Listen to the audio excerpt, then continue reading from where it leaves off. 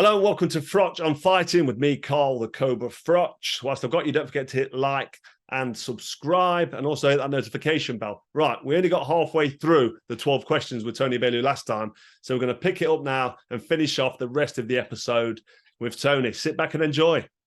Right, next one. Chris Eubank beats Conor Benn. Agree or disagree? Disagree. Disagree? Yeah. He's a big lad. He looked good in his last performance. Yep, he is a big lad, but I think Conor is... well, you know what? We need to see Conor back first in a normal fight and see how the years affected him. He called him out, didn't he? Junior mentioned Conor's name. He mentioned Triple G's name. Who else's name did he mention? Do you think he beats Triple G?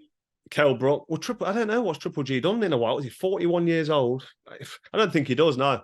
I think, because the last thing to go is a puncher's power, a boxer's power. And is that well schooled? Even an old, past his best, reflex has gone a little bit. He lands a shot on Eubank Jr. and I think it's fight over. So no, I don't think he beats Triple G, if I'm honest. I don't think he does. As good as that was. So you think Conor Benn beats Chris Eubank Jr.? Too quick, too explosive. What, you think he stops him? Or do you think he beats him? Either way, points or knockout. Just whatever. I just think he wins. I don't know how it'll go, but I just need to see Conor back first. See how what years took out of him, but I'd still favour Conor. Explosive, powerful, quick. Yeah. You're not getting... Conor Benn's one of them. You're going to have to put him to sleep to put him out. He's going out on a shield. Yeah. Yeah. He's got that mindset, hasn't he? I don't know where he's got it from, though, because he's quite a privileged kid, isn't he? And he's had a... So is Chris Eubank Jr., but... You wouldn't think so, mate, the way they fight. Two of them, to be fair. Yeah. That shows massive credit to both of them, by the way. Yeah, fair play to both of them, exactly. I'd like to see Conor Benn back and just get his name cleaned up and just pull everything behind him. Well, nobody can advise him on that except for him. He's got to take his own advice and maybe his dad's advice and just put the situation to bed. And I think the only way that's going to happen is by sitting in front of the board and throwing his hands up and just saying, look, what you got for me? What's the punishment? What have I got to do to get my British Boxing Board of Control license back so I can fight in England? What have I got to do? Tell me. He's been pretty innocent now, so I don't know what more he has to do, but we'll see. I'm sure that came out about being innocent, but then it's been what do you say, debunked, because it's a technicality. It's a technicality. Everybody's saying, hang on a minute, you've still not, you know what I mean? The British Boxing Board of Control have not given him the license back. Why not if he's been cleared?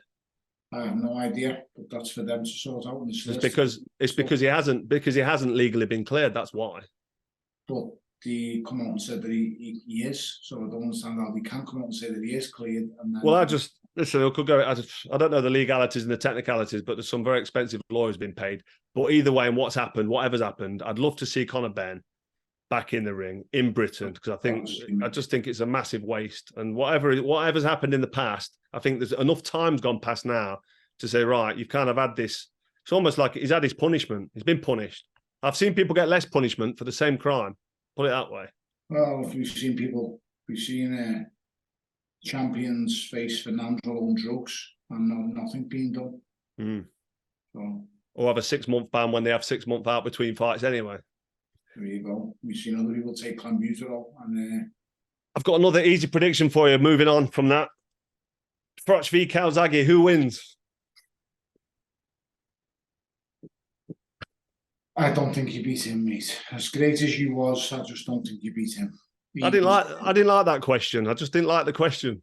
But I had to ask. I hate to say it because I don't like backing against friends, but I'm no Joe, but you're my mate. I just don't think you beat him. He's a nightmare for anyone, mate. I don't think. Just tell me something though. It's not an outclass job. It's not a whooping. No, no one will ever be able to just outclass you because you're going to be in the face. You faced the best super middleweight of our era, and you wasn't outclassed against Andre Ward. And believe you me, he is head and shoulders above anyone who even comes close. I know, because I used to study him. I knew that lad before he even turned professional. I was watching him, knew all about him. He's an exceptional fighter. His inside game is second to none. He's probably stylistically one of the top 3 hardest people to beat of our era. That's how good Andre Ward is, and he did not clash you. So, like, I can't pick I appreciate that. And Joe Calzaghe. That's how good Andre Ward is. Yeah, but that's also giving Calzaghe a massive credit because obviously he's exceptional, mate. With that kind of work rate, I would fucking hell you beat it. You know what I mean? You'd have to be. It's got to be a knockout, but it's really, really tough. So how do you knock him out? I mean, you saw Byron Mitchell put him out. I mean, the referee jumped in quick after, but you've seen him down a couple of times, and he gets up to win. You're capable of knocking him out without a shadow of a doubt, but just that many, he gives you that much of an opportunity because he throws that many, doesn't he? So you always know you're going to be in a fight. Absolutely, yeah. But no, I'll take that answer, and I appreciate the big up from the son of God, your mate. Andre Ward. Oh, listen, mate, he's exceptional. I can't, mate, honest to God. What do you think? Talking about Andre Ward, dead quick. I mean, whether we use this or not, if I'd have been rougher with him, you know, when he's up close, trying to, because the only guy I've not beaten on my record is Andre Ward, because I rematched Kessler and beat him. Yeah. If I could reround the clock and go back in that ring on that night in Atlantic City when I was bored and pissed off and feeling sorry for myself, I knew I was in with a good fighter as well. But you know, if I'd have got hold of him and got rough and got my elbow on the back of it, you know, when he was ducking low, if I'd have squeezed him and leaned on him and, I don't know, tried to rough him up, because I was being really fair and I thought he was ducking low and putting his head on my chest and I was trying to swing away going over the top of his head. What about if I had changed the tactics and got dirty with him and started elbowing him? Sparring, if you remember, I was sparring with you for that fight. Yeah, he was. And that's what Robert got me in for, because he wanted me, because he knew my main thing was I fight really well inside for a big person. It's short, it's hard to maneuver, and we do it, but it's, you see, I'd like to have seen you hit him low, rough him up, throw the head in. Hit him low. I was thinking, like this, what I'm saying. I didn't want to say that, but I was thinking, lean on him elbow, hit him low on the blind side of the referee. No, it's all part of the game. The greatest fighters all in the world. Did you see how many times he hit Kovalev low on the finish? Carl, it happens in boxing. Yeah, of course it does. It's just the dark side of it. You know, Evander Holyfield, fucking hell, his forehead was as good as his right hand.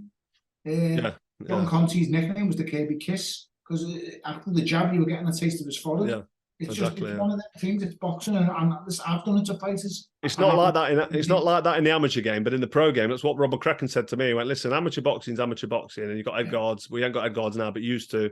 And the referee's on you, and it's strict." He said, "But pro, the one thing he told me before I fought Michael Pinnock in my professional debut in March 2022, he said, listen, this is real fighting now." He said, "This is 2002, you lunatic." That's what I said, 2002. What do you think I said? 2022. No. 2002. Cheap bastard. Clean them potatoes out your ears. Right. Wait till your producer rewinds this back and you said 2022, you muppet. No, I definitely didn't. It's going to make you look like a right knob. Right. Does boxing have a problem? I think it does, with drug cheats. Yes.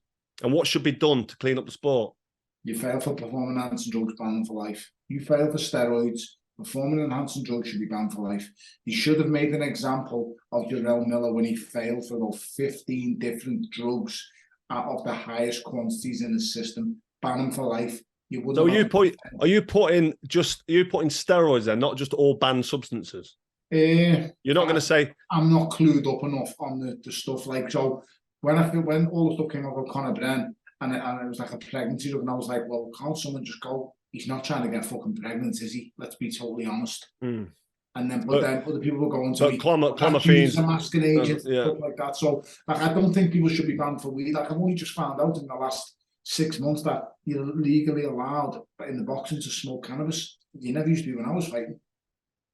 Really? You're allowed now out of camp or in all them joints you missed out on in between fights. I never took a drug in my fucking life. Never smoked one either. But I mean, well, that's an interesting fact. I didn't know that though. So you're all right smoking weed. That's why I was always all right then, because I used to have a little pull on the reefer now and again.